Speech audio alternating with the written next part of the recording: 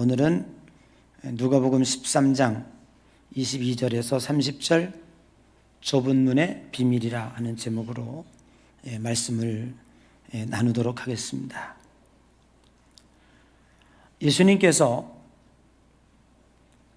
어느 마을에 들어갔는데 그 중에 한 사람이 예수님께 이런 질문을 하는 거예요.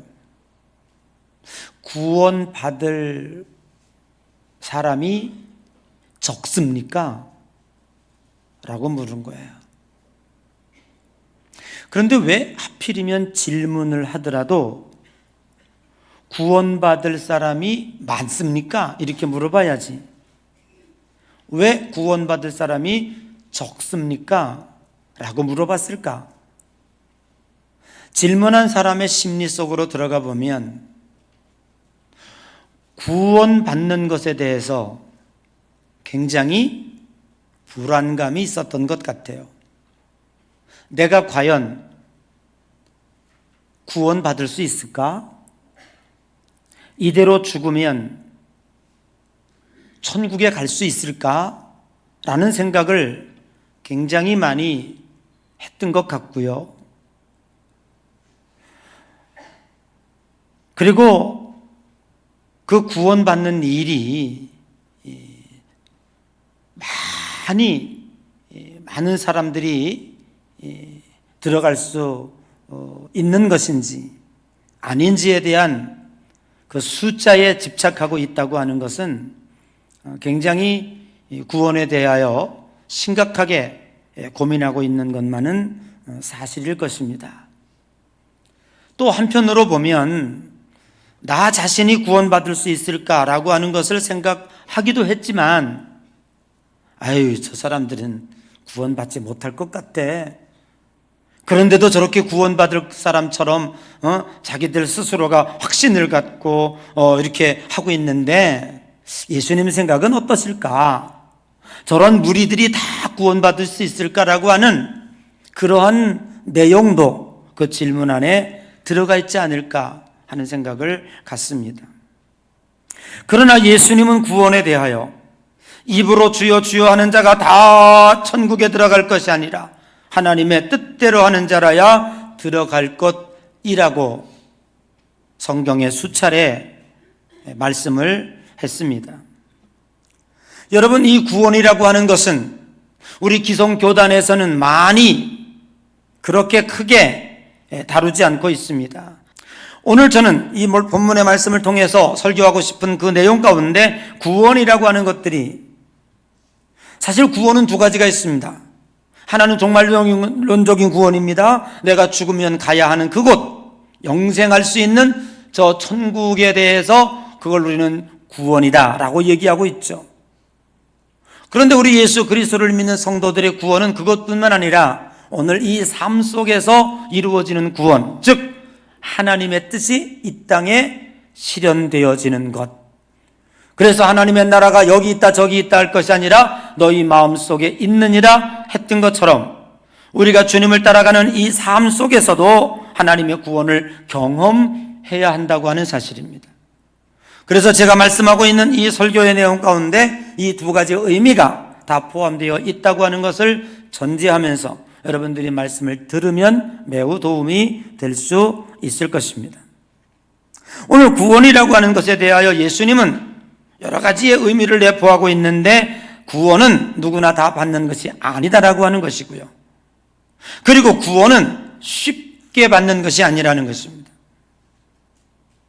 더욱더 중요한 것은 하나님의 뜻대로 행하는 자라야 들어간다고 했는데 그 하나님의 뜻대로 행하는 것이 어떤 것이냐라고 하는 것에 대하여 이 이야기가 추구하는 방향이 서로 다르다는 거죠. 이야기가 분분할 수 있는 것입니다. 어떤 이들은 종교적 행위의 완벽함의 실천을 통하여 하나님의 뜻을 강조하기도 합니다. 그렇지 않고 다른 쪽에서의 하나님의 뜻을 이야기하는 사람들도 많이 있습니다. 유대인들은 율법을 온전히 행해야 구원에 참여할 수 있다고 그들은 믿고 있습니다. 그래서 그들이 낳은 것이 형식주의요 율법주의인 것입니다. 알맹이는 다 빠지고 텅 빈 형식만 남게 되어 있는 것이지요. 여러분, 오늘 본문의 13장 26절에 그때에 너희가 말하되 우리는 주 앞에서 먹고 마셨으니 주는 또한 우리의 길에서 가르치셨나이다. 그래서 자기들도 천국에 들여보내달라는 거죠. 그러나 예수님께서는 절대로 하나님의 나라는 주 앞에서 먹고 마셨는지, 주의 이름으로 무엇을 가르쳤는지 그러한 행위에 있지 않다고 말씀을 하고 있는 것입니다. 사랑하는 성도 여러분, 구원으로 가는 길은 내가 확신한다고 되는 일도 아닙니다. 또한 미래적 사실이기 때문에 불확실성에 의한 불안감도 없지 않아 우리에게 있는 것입니다. 그래서 구원을 이야기할 때에는 매우 어렵습니다. 그런데 예수 그리스도께서 이렇게 질문하는, 즉 구원받는 이가 적습니까? 많습니까? 라고 하는 숫자의 질문을 하고 하는 이 사람에게 너무너무 정확한 키워드로 가르쳐주고 있습니다. 그것은 바로 좁은 문으로 들어가라 라고 하는 것입니다. 자, 그래서 오늘 우리는 예수님께서 제시하신 이 키워드가 내가 구원을 받느냐 안 받느냐, 못 받느냐, 몇 명이나 들어가느냐 못 가느냐라고 하는 쪽에 관심을 갖지 말고 좁은 문으로 들어가면 틀림없이 너희들은 구원의 길로 갈 것이다 라고 하는 이 예수님의 말씀을 통하여 은혜를 나누고자 하는 것입니다. 그러면 좁은 문으로 들어간다고 하는 것은 어떤 의미를 지니고 있을까요? 그 중에 첫 번째는 여러분께서도 아시는 것처럼 좁은 문으로 들어가는 데는 매우 힘들고 불편하다고 하는 사실입니다. 오늘 우리는 예수 그리스도를 믿으면서 착각하고 있는 것이 하나가 있습니다. 구원이 하나님께서 우리에게 거저 주시는 은혜의 선물이라고 하니까 너무 쉽게 생각하는 경향이 있습니다. 거저 준다고 하여 쉬운 것이 아니고 거저 준다고 하여 그렇게 가벼운 것이 아닙니다. 오늘 우리에게 주어진 구원은 예수님이 십자가에서 달렸고 그가 죽으심으로 얻어진 핏값이라고 하는 거예요.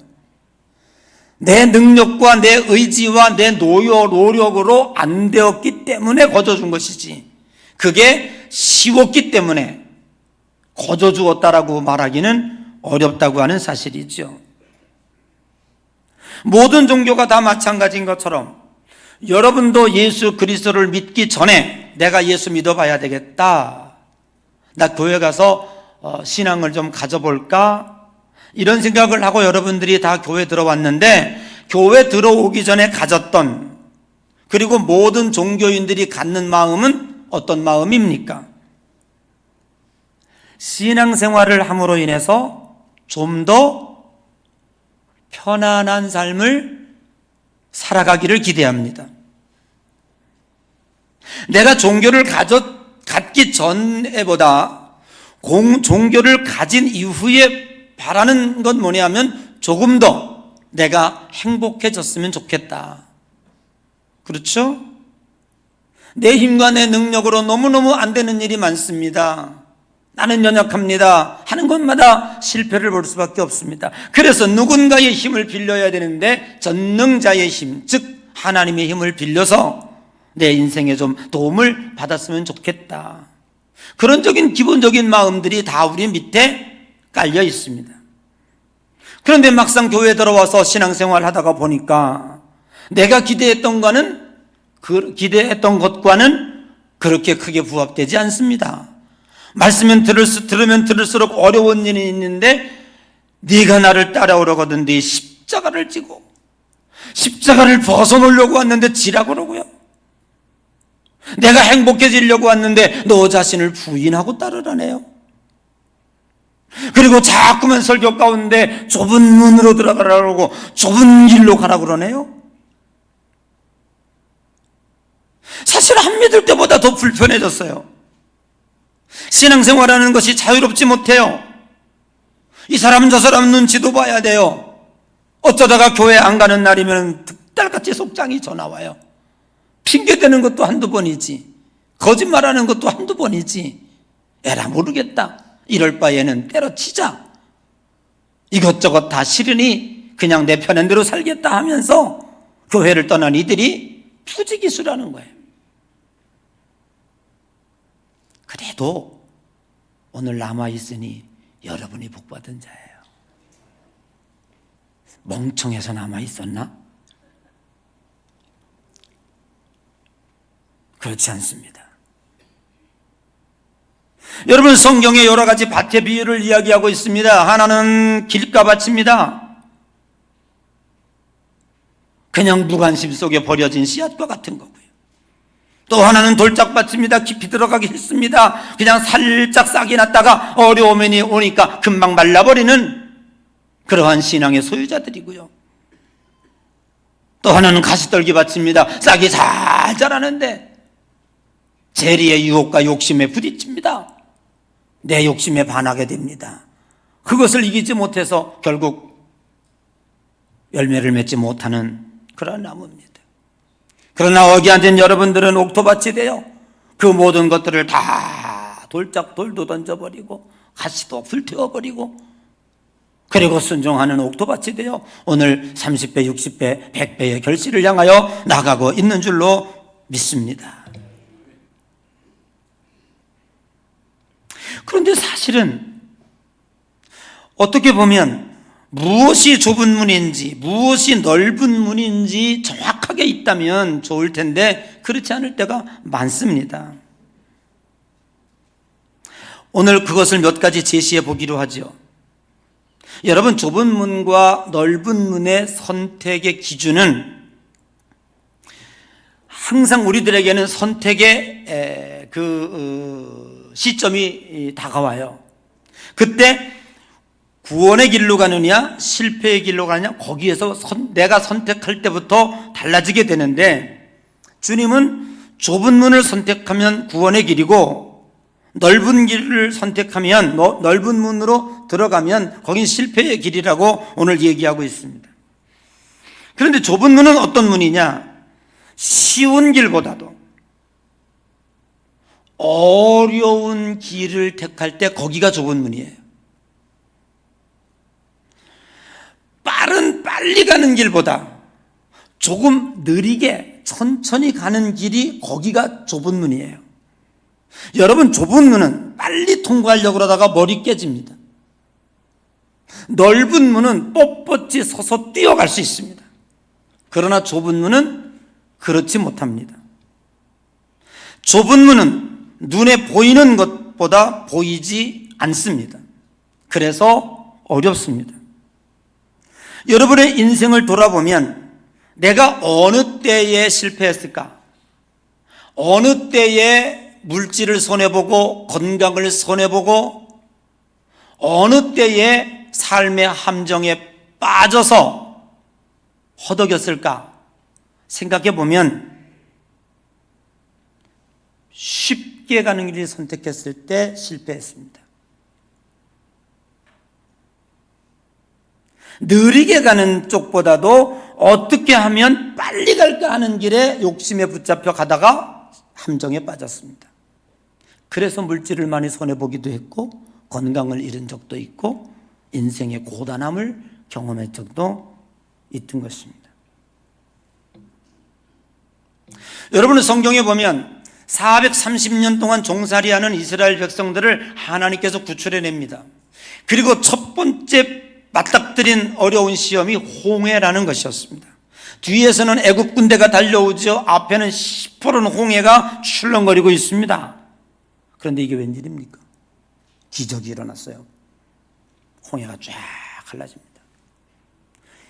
어린아이에서부터 노인까지 다 다 있습니다. 작 한 200만 명이 되는데 그 200만 명이 남녀노소가, 어린애가, 깐난쟁이도 건너야 되고요, 절름발이도 건너야 되고요, 지팡이 집은 노인도 건너야 됐어요. 그러니까 꽤 많이 걸려서 그 시간이, 그동안 홍해가 그대로 갈라진 상태로 있어요. 먼저 건넌 사람들이 그 언덕에서 그 광경을 지켜보고 있습니다.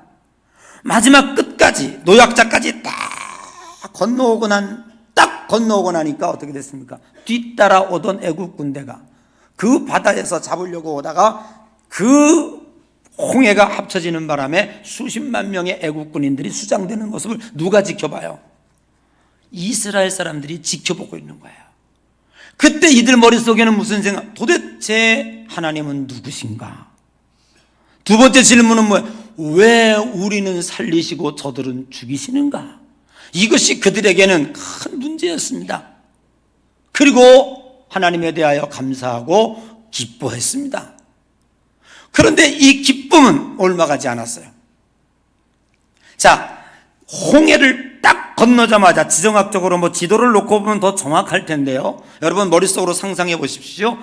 홍해를 건너면 바로 왼쪽 편에 해안도로, 지중해 해안대로로 일주일만 걸어가면, 지금 전쟁을 하고 있는 가자지구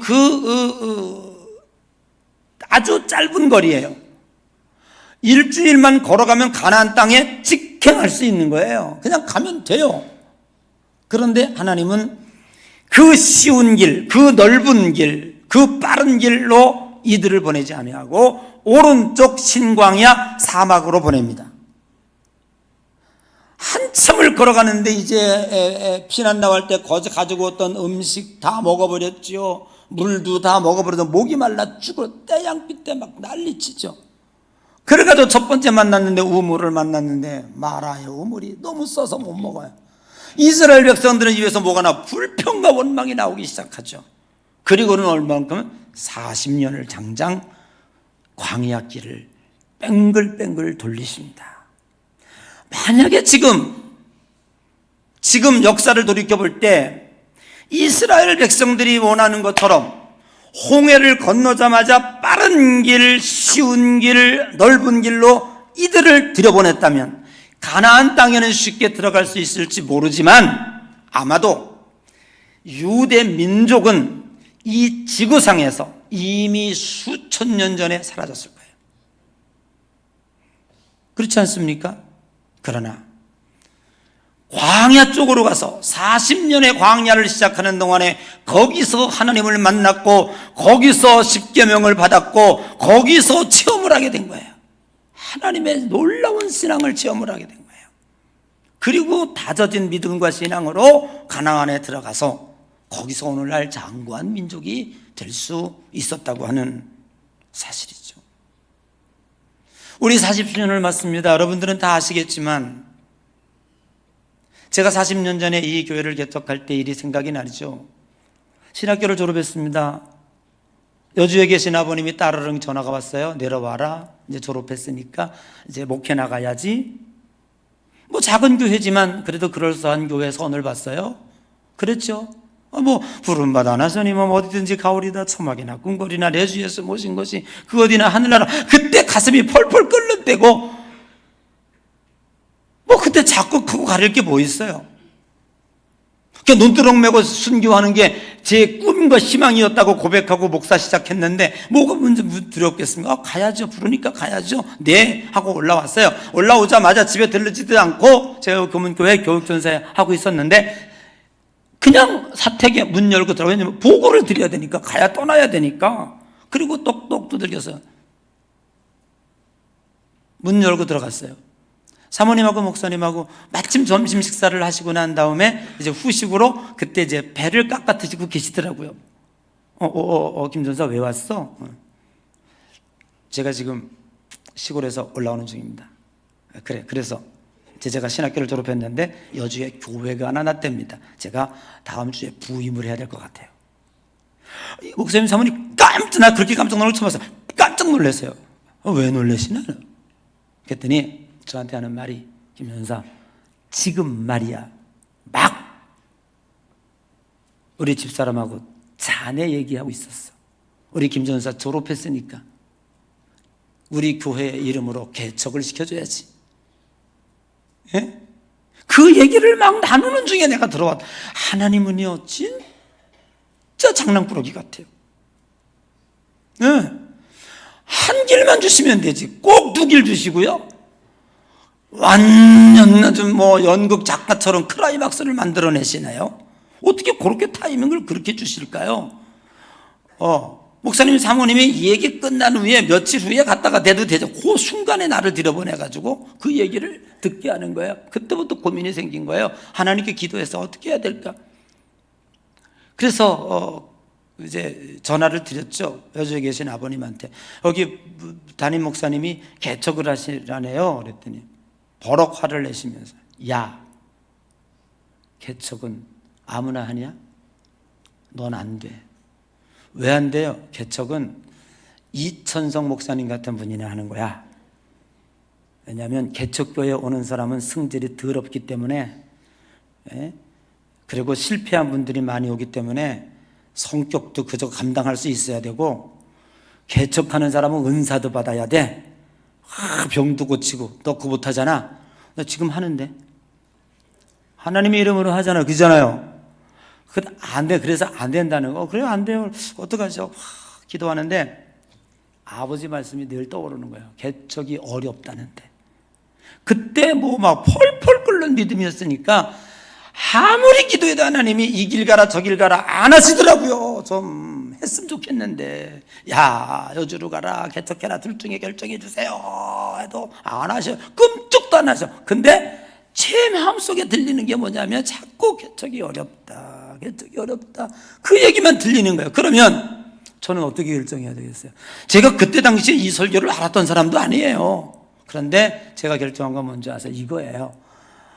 주의 이름으로 주의 종이 되려고 나왔는데 쉽게 살려고 했다면 왜 주의 종을 했을까? 그러면 쉬운 길이 있고 어려운 길에도 주님이 뭘 기뻐하실까? 둘 다 똑같이 주님의 일이라면, 어려운 쪽이 있다니, 그게 틀림없이 어려운 길이라니 어려운 쪽으로 가자. 저는 글로 간 거예요. 그래서 그때 개척을 한 거예요. 1984년 4월 15일 오후 2시에 개척 창립예배를 드렸는데 한 200명이 촛바닥만한 공간에 계단까지 꽉 예배를 드려서 창립예배를 드렸다. 지방회원까지 다 나와가지고 너무너무 좋았어요. 창립예배 드릴 때. 근데 문제는 그렇게 오래 가지 않았어요. 몇 시간 있다가 저녁 예배를 7시에 드리려고 딱 올라갔는데 아무도 없어요. 거기서 겪는 실망감, 낭만감, 앞으로 어떻게 가야지? 내가 몇 년 동안 아무도 한 명 있었다. 묵도합시다 했는데 없어진 그 여자가 있는데 아직도 같이 살아요. 내가 너무 오래 살아서 걱정이지만 착해서 그래요. 제가 없어졌어. 반주하러 피아노석에 아무도 없는데 거기다 메아리쳐 설교하기 시작했어요. 거기서 예배를 1시간 다 드리고 난 그때 제가 겪는 절망감은 무엇이었을까요? 이거 못할 짓이다. 이거 할 수 있겠나? 이거 개척할 수 있겠나? 그리고는 40년 왔어요. 그 다음 주에 왔냐? 이구동. 그 다음 주냐 온 게? 까까머리 중학교 3학년짜리 하나가 띄고 왔는데 저 이장로예요. 저 사람도 나처럼 어지간해. 그지? 40년을 이렇게 한 교회에 달려온다는 게 이게 쉬운 게 아니거든.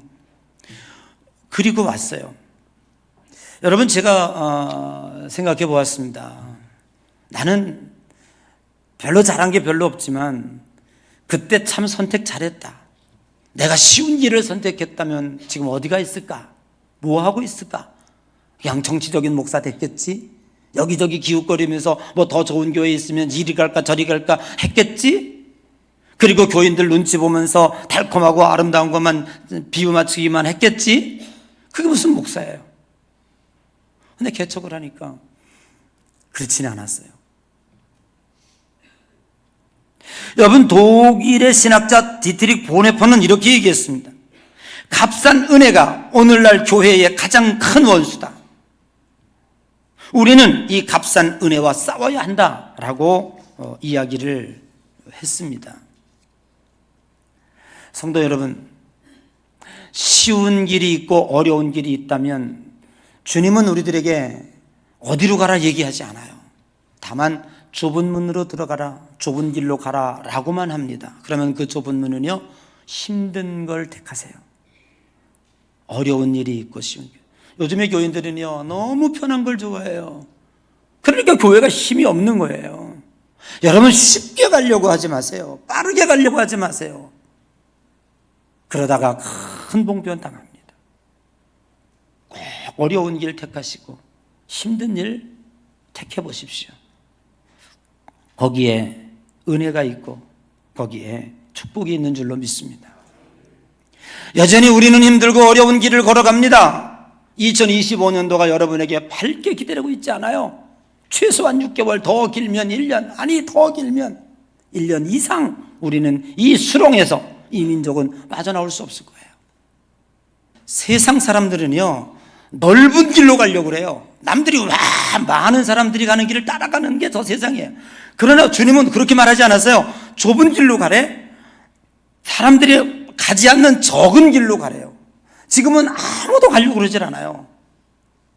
지금은 있는 것도 다 팔아서 장록에 놓으려고 그래요. 아니에요. 여러분 믿으셔야 돼요. 대한민국 망하지 않아요. 다시 후회할 날이 또 와요.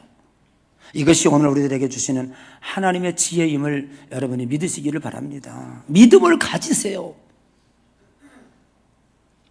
여러분, 두 번째, 좁은 문으로 들어가라고 하는 두 번째 지혜는 뭐냐면, 몸에 지닌 것을 가능한 한 내려놓아야 돼요. 몸을 가능한 한 슬림하게 만들어야 좁은 문을 통과할 수 있습니다. 내가 잔뜩 배낭을 메고 좁은 문으로 못 들어가요. 그냥 걸려요.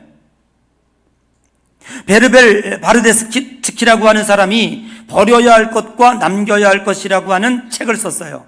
그 책에 뭐라고 그랬냐면, 세상은 너무 많이 그리고 너무 빨리 변하고 있대요. 그런데 중요한 건 뭘 얘기하냐면, 변한다는 것은, 이 세상이 변한다고 하는 것은 무언가 버려야 할 때임을 알라는 거예요. 여러분, 노숙자가 입었던 거지 옷, 그걸 버리지 못하면, 아무리 백화점 가서 좋은 옷을 안긴다고 할지라도 이걸 벗어내지 못하면 절대로 새 옷을 입을 수가 없는 이치입니다. 여러분, 신앙생활이 왜 힘들겠습니까?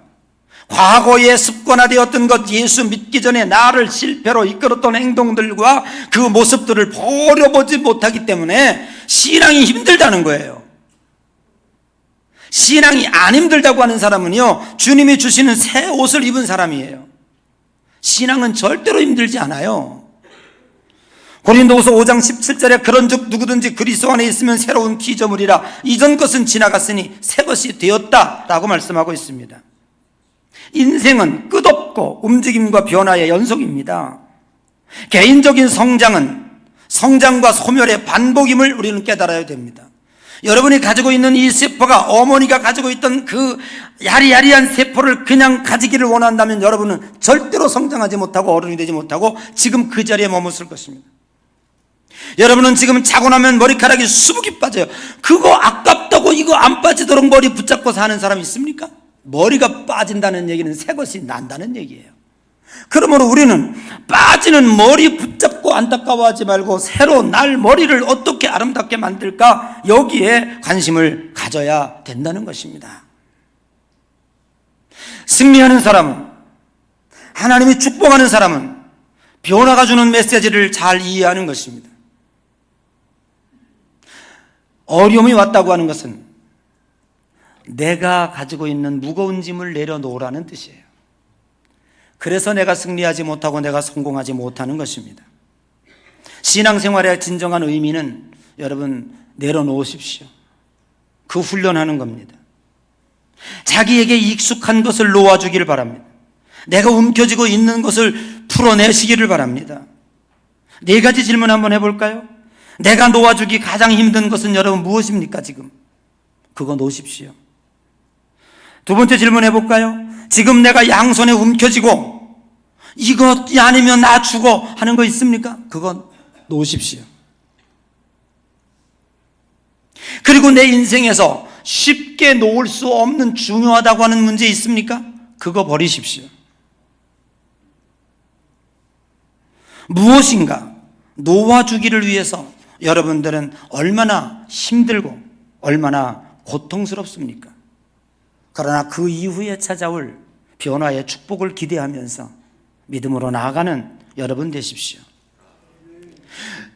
좁은 문으로 들어가라고 하는 불편한 진실 하나가 있습니다. 그것은 25절입니다. 한번 읽어볼까요? 심심하시죠? 듣기만 하니까. 자, 25절 시작.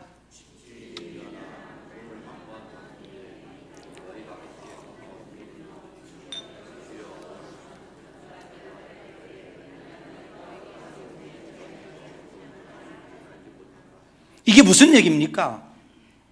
좁은 문으로 들어가라고 하는 것이 늘 항상 열려 있는 것은 아니라고 하는 것입니다. 이게 뭐냐면 기회입니다.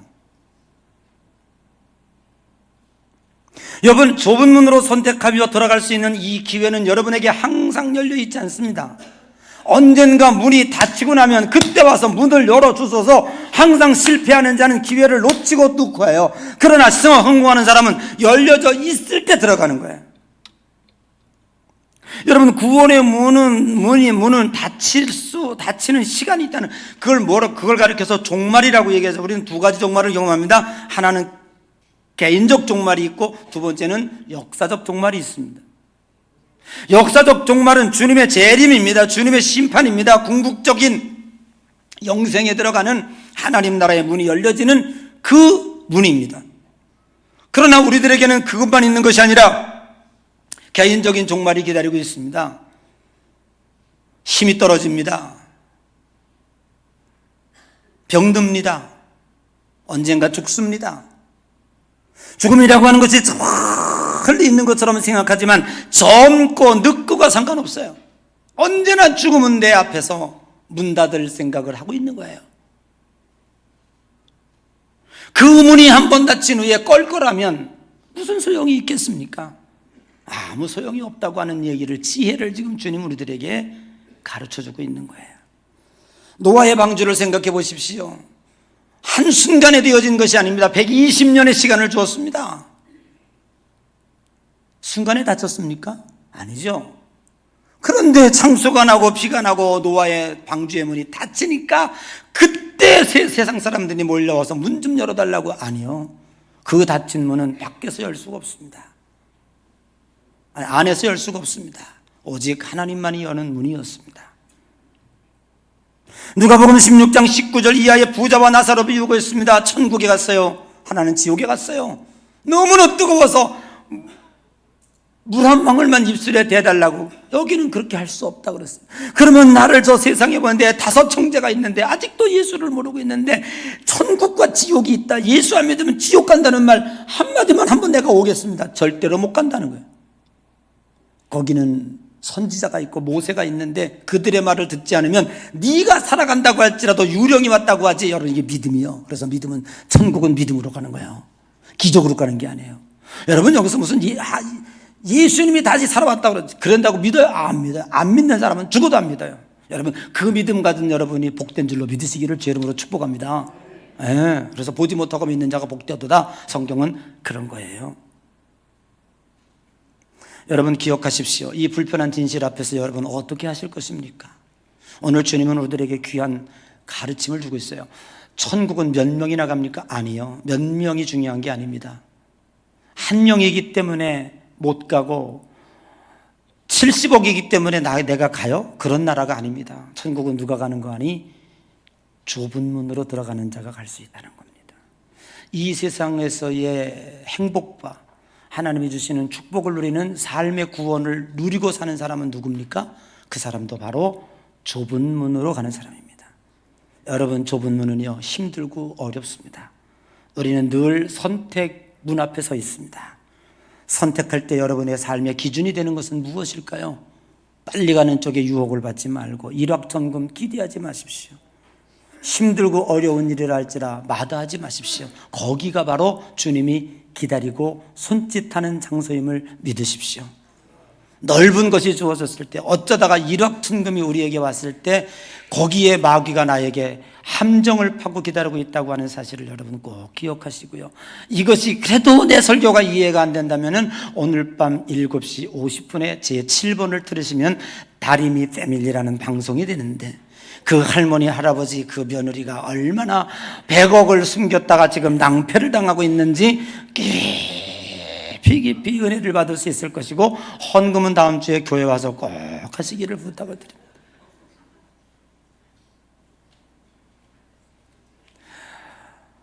좁은 문을요 내려놓아야 됩니다. 몸을 슬림하게 하십시오. 내가 중요하다고 하는 거, 이거 놓아야 주님이 책임져 주십니다. 내가 입고 있는 거 벗어야 새 옷을 입혀 주십니다.